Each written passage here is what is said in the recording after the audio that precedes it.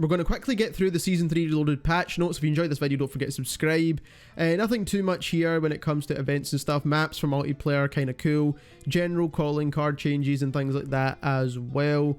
We don't really care too much about this. What they have done is cleared up the damage feedback, so all the redness that goes on in your screen when it comes to the damage and when you're kind of taking damage is going to be less, which is ideal.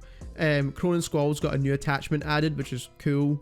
Hybrid optics won't have glint if you're on the lower zoom version of that optic. Then we do have basically the weapon raise time is speeded up after you've landed after using a parachute. Cool. Initial sliding acceleration increased by 6%, which is going to be not noticeable at all. And then the height of threshold for single-handed mantling has been increased. Cool, for more aggressive traversaling. Cannon movement shake has been reduced. That's cool, but nothing major. 2 new guns, fully automatic pistols. One's going to be more of a SMG style, one's going to be more slow firing. We've got ninja stars or throwing stars. Then we've got basically a delay between first equipping your weapon has been reduced essentially. So just the raise delay of weapons. Again, same thing here more or less when it comes to just speeding up overall movement, I guess. Damage, so maximum armor damage values have been added to all weapons essentially, and that will slow down the time to kill. So basically for handguns they've added like minimum damage, and that will basically mean 2 armor plates, they do a certain amount of damage. To base health it'll do a little bit more damage. And then when it comes to the BAS-P and SMGs, they're doing a similar thing, especially with the BAS-P here. There's quite a few changes, but overall it's a slight buff to the BAS-P. This isn't really used too much anyway. Burst fire change to the LACHMANN doesn't matter too much. Minimum damage increased on the MINIBAK, might get it used a bit more. Minimum damage added to the MX9, and damage range has been decreased on the Vasnev. So overall, not really too many changes on the SMGs there. Hemlock absolutely nerfed here. The Chimera, nothing really too much changes here.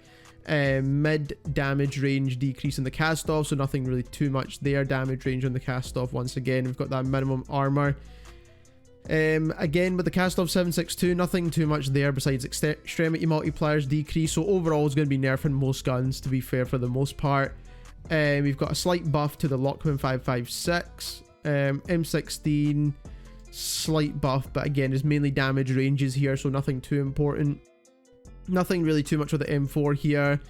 ADS speed increased slightly, damage range increased slightly.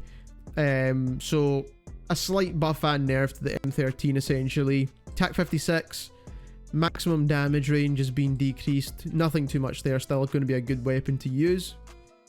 Battle rifles, not really too concerned about any of the semi-auto ones, mainly the TAQ-V here. Minimum damage to armor has been added, so expected that one. Nothing with the Cronin Squall, so that's probably still going to be a very, very solid weapon, to be fair, because it's not been nerfed or buffed with this update. So that'll probably be where the meta is going to be heading. Shotguns, nothing really too important, but this minimum damage thing. And then we've got LMGs here, so SAKIN reduced the first raise animation time, so just making sure it's a little bit faster when it comes to kind of movement overall.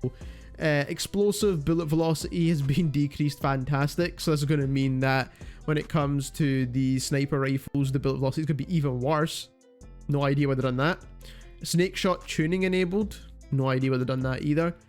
Blackout rounds, again, it doesn't really make sense, half of these changes, to be honest. It doesn't really make any difference to the gameplay. Laser visibility is decreased on lasers, cool, that doesn't really mean too much. New blocks core underbarrel, now blocks underbarrel as well. Oh, okay, blocks underbarrel attachment. Okay, so basically you can equip certain attachments with these lasers now, so again making the whole attachment process worse in my opinion. Fennec, double tap mod, maximum ammo reserves increased. I wonder if they've done this to overall ammo capacity or just this double tap mod, I'm not really too sure. Single tap mod, cooldown time between shots has been decreased. Magazine adjustments now apply to all attachments depending on whether they're larger or smaller relative to the base magazine capacity. this is something that should have been added in since like Warzone 1, but larger mags, ADS penalty has been decreased, movement speed penalty has been decreased, smaller mags, the ADS benefit should be increased, yep, and then movement benefits increased. Muzzle, lock shot, horizontal and vertical has been increased when it comes to control.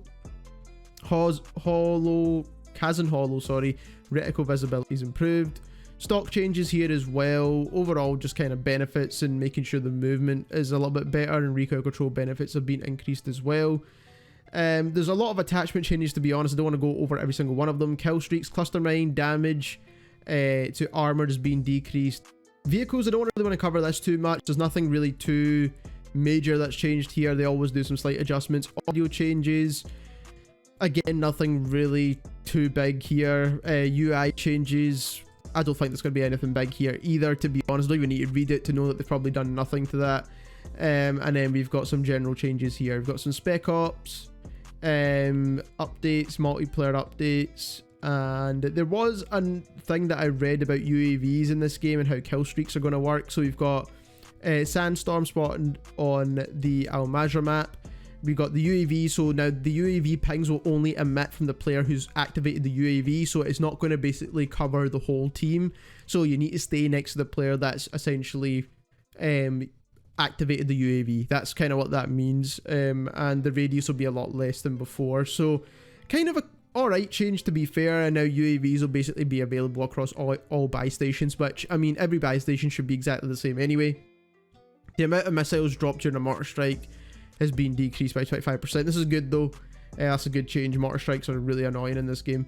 Buy stations, added more possible buy station locations. Cool. That doesn't really matter too much. Ping visible to spectators. Cool, that's good. Party queue interruptions, ammo cache elevation, buy station item selection. Will all default to the gear option. Buy station loadout name, cool. Compass ping on squad number, kill streak tablet icon, contract icon visibility, proximity chat temporary mute. Okay, cool. Minor changes here. Then we've got maps, reviving downed players whilst on train is more consistent. Cool. Never really noticed that. Don't really play the big map. Don't really play this game much at all anymore, to be honest. I'm not gonna lie to you. And then we've got obviously the playlist updates and things like that. Modes, obviously we've got new ranked play. Again, if the game itself was generally better, then I'd be more inclined to play this, but again, I just like the game itself was in a bad spot, so it doesn't matter if they added ranked play or not.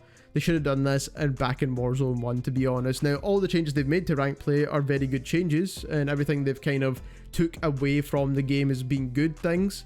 And the fact that they've got like a progression system and something to actually grind for is obviously ideal as well. So if you are enjoying the game, then this is going to be good for you. But other than that, to be honest, I don't think it's going to bring a lot of players back, to be completely fair.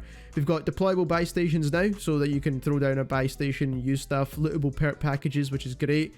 Again, this is just stuff back from Warzone 1, really. We've got a gulag entry kit.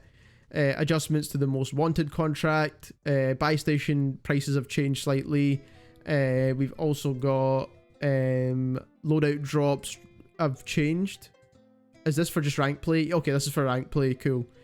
And then loadout drop event as well for resurgence is slightly changed as well. But other than that, that's pretty much it. If you enjoyed this video, don't forget to subscribe, and thank you very much for watching.